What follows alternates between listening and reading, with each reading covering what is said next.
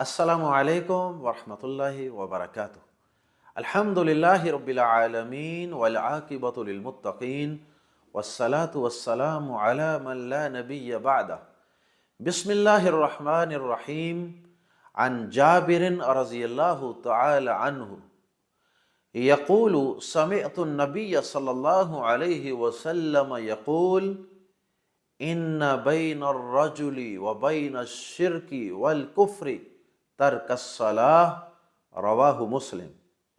حضرت جابر رضی اللہ تعالی عنہ بیان کرتے ہیں کہ میں نے نبی صلی اللہ علیہ وسلم سے سنا، بے شک آدمی اور کفر و شرک کے درمیان نماز کا ترک کرنا ہے۔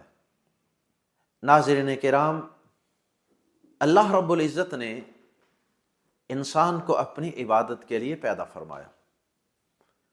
جیسے اللہ رب العزت نے قرآن مجید کے اندر فرمایا وَمَا خَلَقْتُ الْجِنَّ وَالْإِنسَ إِلَّا لِيَعْبُدُونَ، اور ہم نے انسانوں اور جنوں کو فقط اپنی عبادت کے لیے پیدا کیا۔ اللہ رب العزت نے یہ ساری کائنات انسان کے لیے پیدا فرمائی، جیسے اللہ پاک نے سورۃ البقرہ میں فرمایا الذی خلق لکم ما فی الارض جمیعا، اللہ وہ ذات ہے جس نے زمین و آسمان کی ہر چیز اے انسانوں تمہاری خاطر پیدا فرمائی۔ اب کائنات کی جتنی رنگینیاں ہیں، جتنی خوبصورتیاں ہیں اور جتنی نعمتیں ہیں، وہ سب کی سب اللہ رب العزت نے انسان کی خاطر پیدا فرمائیں۔ اور انسان کو پیدا کیا تو کس کی خاطر؟ اپنی عبادت اور اپنی اطاعت و بندگی کی خاطر پیدا کیا۔ اب اللہ رب العزت کی عبادت اگرچہ بڑا وسیع و عریض مفہوم رکھتی ہے، لیکن اللہ کی عبادت میں سے سب سے پہلا اور بنیادی جو مرحلہ ہے اور جو عبادت کی سب سے خوبصورت اور اللہ کے ہاں سب سے پسندیدہ شکل ہے، وہ ہے نماز، جسے عربی زبان میں صلاۃ بولتے ہیں۔ اب نماز اللہ رب العزت کی عبادت کی خاطر، اس کے سامنے انسان اللہ کی دی ہوئی نعمتوں کا شکر بجا لانے کے لیے کبھی اس کے سامنے ہاتھ باندھ کر کھڑا ہوتا ہے، کبھی دونوں ہاتھ اٹھا کر ہینڈز اپ ہونے کی حالت اور کیفیت میں کھڑا ہوتا ہے، کبھی اس کے سامنے رکوع کی شکل میں جھک جاتا ہے، اور کبھی رب کے سامنے اپنی پیشانی اور اپنا چہرہ، سب سے قیمتی اپنے جسم کا حصہ، سب سے عزت اور وقار والا حصہ، اپنا چہرہ، اپنی ناک اور اپنی پیشانی کو زمین پر رکھ دیتا ہے، جسے سجدہ کہتے ہیں۔ ساری عبادت کا عروج نماز، اور نماز کا عروج سجدہ۔ تو یہ نماز، یہ عبادت اللہ کو بڑی پسند ہے، اور یہی وجہ ہے کہ اللہ رب العزت کو انسان، اپنا بندہ سب سے زیادہ جب پیارا لگتا ہے، جب محبوب ہوتا ہے، تو وہ اس وقت ہوتا ہے جب وہ اللہ کے سامنے نماز کی حالت میں اور سجدے کی حالت میں ہوتا ہے۔ آپ کو قرآن مجید کے اندر شاید ہی کوئی سورت یا پارہ یا صفحہ یا رکوع ایسا ملے جس میں اللہ کی عبادت کا اور نماز کا اور صلاۃ کا تذکرہ نہ ہو۔ قرآن مجید میں سینکڑوں مقامات پہ اللہ رب العزت نے اپنی عبادت و بندگی کے لیے نماز قائم کرنے کا حکم دیا، اور نماز پڑھنے کا بھی حکم نہیں دیا کہ نماز پڑھو، بلکہ نماز قائم کرنے کا حکم دیا، جو کہ بڑا کمپریہنسو اور بڑا گہرا اور بڑا وسیع لفظ اللہ رب العزت نے۔ ویسے تو پورے قرآن مجید میں اس کا بار بار تذکرہ فرمایا، اس کو قائم کرنے کا حکم دیا، لیکن آپ آغاز پہ غور کیجئے۔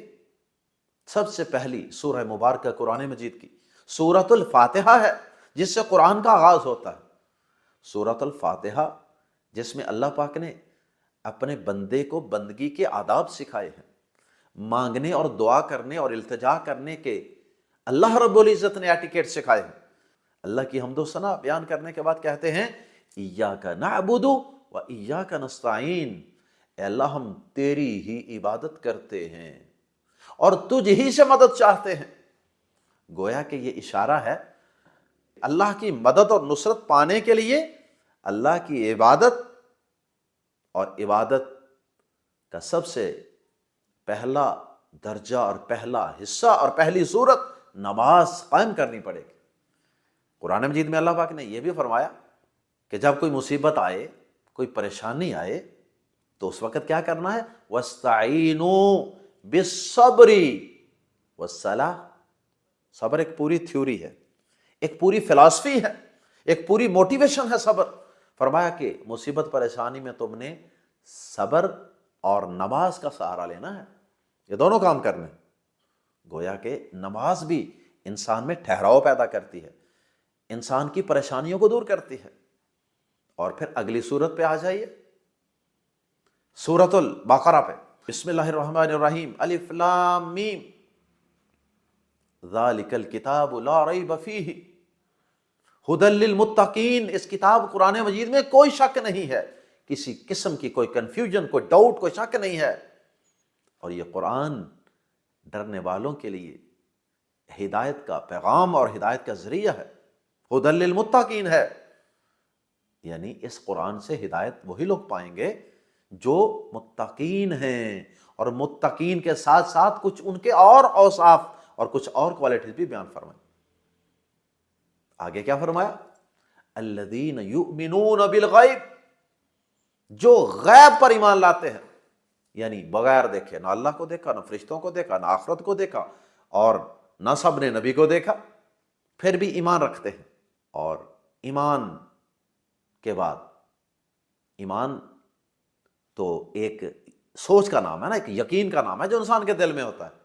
اب اس ایمان کا عملی اظہار کرنے کے لیے اس کے بعد اللہ پاک نے کیا فرمایا؟ سب سے پہلا عملی اظہار اپنے تقویٰ کا اور اپنے ایمان کا وہ کیا ہے؟ وَيُقِيمُونَ الصَّلَاةَ، اور وہ نماز قائم کرتے ہیں۔ نماز، اقامت صلاۃ کا ذکر آ گیا دوسری صورت میں بھی، ایسے آغاز ہی میں سورۃ البقرہ کے نماز قائم کرنے والوں کو اس قرآن سے ہدایت لینے کے اہل قرار دیا۔ اللہ اکبر۔ اور آخر میں، اسی رکوع کے آخر میں فرمایا وَبِالْآخِرَةِ هُمْ يُوقِنُونَ، اور آخرت پر صحیح معنوں میں یہی لوگ یقین کرنے والے ہیں جن میں یہ چند اوصاف نہیں ہے نا۔ اللہ کی نظر میں وہ لوگ، سچی بات ہے کہ آخرت پر یقین رکھنے والے نہیں، ان کا مرنے کے بعد کی زندگی پر یقین ہی نہیں، بلیو ہی نہیں ہے۔ چاہے وہ زبان سے لاکھ کہتے رہیں ہم مرنے کے بعد کی زندگی پر، اللہ پر، فرشتوں پر، سب چیزوں پر ایمان رکھتے ہیں، لیکن حقیقت یہ ہے کہ ان کا عمل اور ان کا کردار بتاتا ہے کہ ان کا یقین نہیں ہے۔ اللہ اکبر۔ اور قرآن مجید میں اللہ پاک نے ایک دوسرے مقام پہ بھی تذکرہ فرمایا، لا صدق ولا صلی ولکن کذب وتولی۔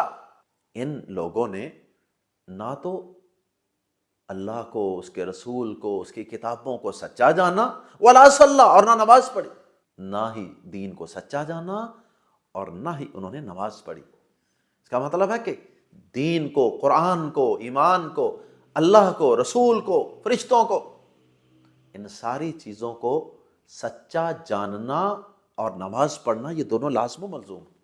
یہ اشارہ ہے اس آیت مبارکہ۔ یہ نماز ارکان اسلام میں سے 5 بنیادی ارکان، 5 pillars of Islam, basic pillar جن پر اسلام کی پوری عمارت کھڑی ہے، ان میں سے ایک نماز ہے۔ صحیح بخاری اور مسلم کی حدیث ہے، پیارے نبی صلی اللہ علیہ وسلم نے فرمایا بنی الاسلام علی 5، اسلام کی بنیاد 5 چیزوں پر، اور ان میں سے ایک کیا ہے؟ نماز۔ پیارے نبی صلی اللہ علیہ وسلم نے اس نماز کی بہت تاکید بیان فرمائی، قرآن مجید نے بھی بہت تاکید بیان فرمائی۔ سورۃ المومنون کے اندر اللہ پاک نے کامیاب ہونے والے ایمان والوں کا بنیادی وصف اور خوبی قرار دیا نماز۔ بسم اللہ الرحمن الرحیم، قد افلح المؤمنون الذین هم فی صلاتہم خاشعون، اور پھر ان کے اور کچھ اوصاف بیان کیے۔ سب سے پہلے کیا کہا؟ یقیناً فلاح پا گئے وہ ایمان والے جو اپنی نمازوں میں خشوع و خضوع، عاجزی انکساری پیدا کرتے۔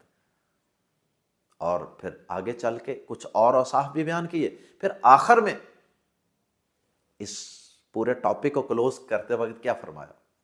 سب سے پہلا وصف بھی ایمان والوں کا نماز میں خشوع و خضوع، نماز، اور پھر ساری کوالٹیز بیان کرنے کے بعد آخری کوالٹی پھر نماز، فرمایا والذین ہم علی صلواتہم یحافظون، اور یہ وہی لوگ ہیں جو اپنی نمازوں پر دوام ہمیشگی اور ان نمازوں کی حفاظت کرتے۔ میری نماز نہ ضائع ہو جائے، میری نماز نہ مس ہو جائے، میری جماعت نہ گزر جائے، نماز کا وقت نہ گزر جائے۔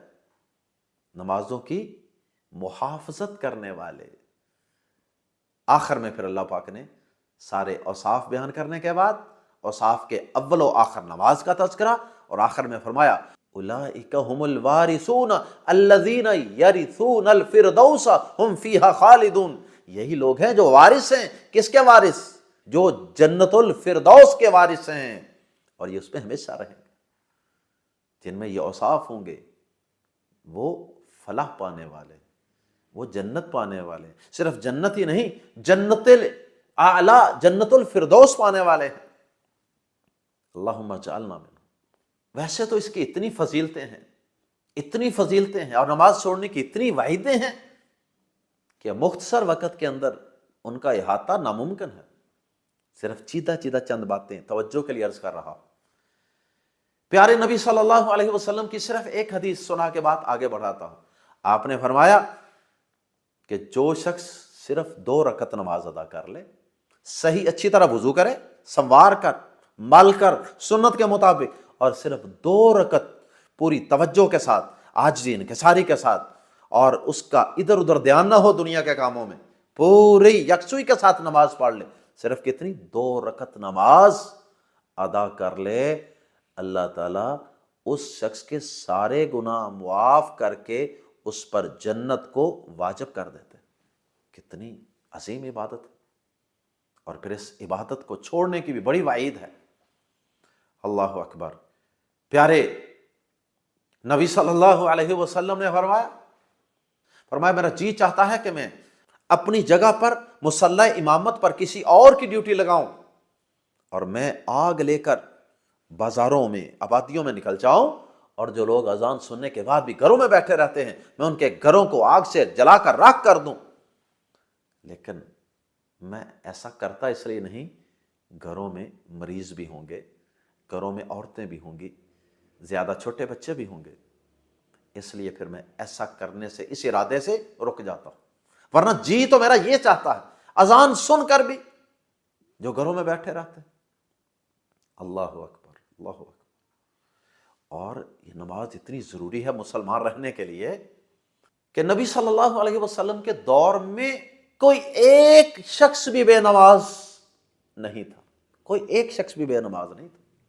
حتیٰ کہ جو منافق تھے نا، منافق، ان کو بھی، جنہوں نے اوپر سے اسلام قبول کیا، ان کو بھی اپنی مسلمانی کا سرٹیفکیٹ لینے کے لیے مسجد نبوی میں نماز پڑھ کر حاضری لگوانی پڑتی تھی۔ ان کو پتا تھا کہ اگر ادھر نہ گئے ہمیں مسلمان ہی نہیں کوئی مانے گا۔ بدقسمتی سے آج معاشروں کے معاشرے بے نماز، گھروں کے گھر اجڑے ہوئے، خاندانوں کے خاندان بے نماز، دفتروں کے دفتر، فیکٹریوں کی فیکٹریاں بے نماز۔ کیسے مسلمان ہیں؟ دین اسلام میں نماز اس قدر اہم ہے کہ سفر میں آپ نماز نہیں چھوڑ سکتے، بیماری میں نماز نہیں چھوڑ سکتے، اور پھر حتیٰ کہ جنگ میں بھی آپ نماز نہیں چھوڑ سکتے۔ سفر میں نماز کم ہو جائے گی، 4 رکعتیں 2 ہو جائیں گے، 2 نمازیں اکٹھی کر سکتے ہیں، ظہر اثر مغرب عشاء، آسانیاں، سہولتیں۔ وضو نہیں تیمم کر لو، کھڑے ہو کر نہیں پڑھ سکتے بیٹھ جاؤ، بیٹھ کر نہیں پڑھ سکتے لیٹ جاؤ، لیٹ کر نہیں پڑھ سکتے اشارے سے پڑھ لو۔ لیکن جب تک ہوش و حواس قائم ہیں نماز پڑھنی ہوگی۔ جنگ میں ہیں، دشمن سامنے ہے، گولیاں چل رہی ہیں، ایسے حالات میں بھی نماز خوف ادا کرنے کا طریقہ خالق کائنات نے سورۃ النساء میں بیان کیا۔ حتیٰ کہ وہاں اتنے طریقے، تقریباً 8 طریقے بیان کیے اللہ پاک کہ ان میں سے جو طریقہ پاسبل ہو ادا کر لو، نماز نہیں چھوڑنی۔